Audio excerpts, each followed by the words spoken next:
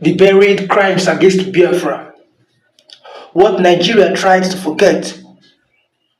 They told us the war ended in January 1970.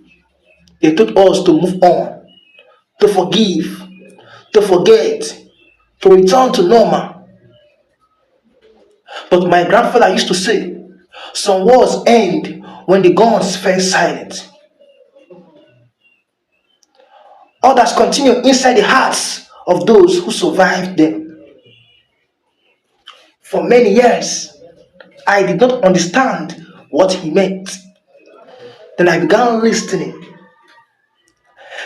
to old men whose voices became quieter whenever the war was mentioned, listening to old women whose eyes traveled somewhere far away whenever Biafra entered the conversation, listening to stories that never made into our school textbooks, stories carried in silence, stories carried in scars, stories carried in graves. I heard of villages empty by fighting, of families running through forests with nothing but clothes they wore, of mothers carrying hungry children for miles in search of food, of fathers who left to fight and never returned home,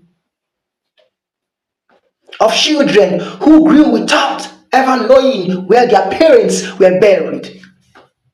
I heard of cities reduced to ruby, of homes abandoned, of markets destroyed, and of schools turned into shelters, of hospitals trying to save lives without medicine.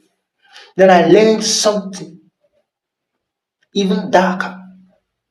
The hunger, not ordinary hunger, the kind of hunger that changes the shape of a child's face, the kind of hunger that turns food into a dream, the kind of hunger survivors still remember decades later. Photographs from the war showed children whose bodies had become a symbol of suffering. Images that traveled around the world. Images that forced humanity to look. And yet many believed the world did not look long enough. I listened to stories of relief, flights landing in darkness, flights landing in darkness, of volunteers risking their lives to bring food and medicine, of doctors fighting death with almost nothing in their hands. But war leaves behind more than wounds, it leaves behind silence. And sometimes silence hides the deepest wound. There were stories many families never spoke about publicly, stories widespread only among trusted relatives, stories of women trapped among armies, stories of armies having sexual assault on women, stories of girls growing up in the middle of violence and fear, stories of abuse and suffering that many survivors carried alone for the rest of their lives. Because war does not only destroy buildings, it destroys peace inside people.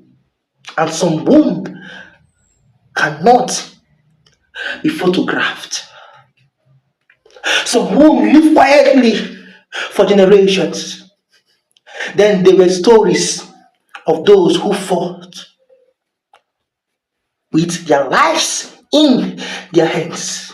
Young men who left their villages believing they would return in few weeks. Some never did. Some lie unmarked in graves. Some were never found. Some became names remembered only by their families.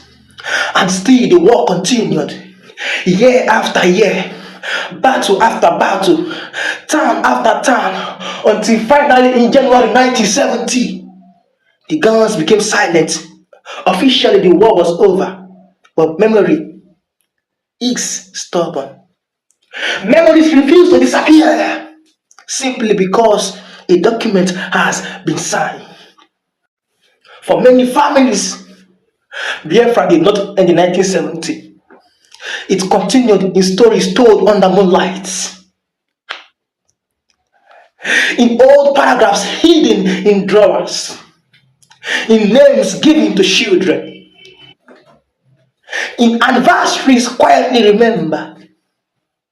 It questions that still have no answer till today. It questions that still has no answer till today. Could more lives have been saved? Could more have been done to stop the suffering? Could the world have acted differently?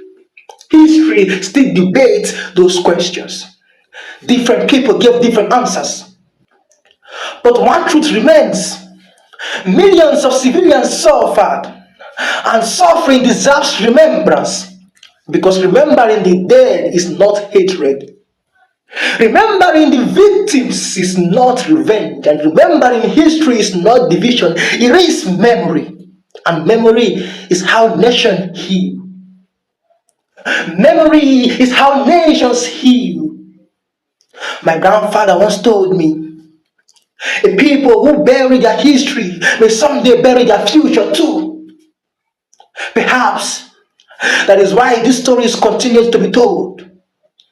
Not to reopen the wounds, not to create new enemies, but to ensure that those who suffered are not forgotten. Because history that is forgotten has a way of returning, and silence has never protected memory.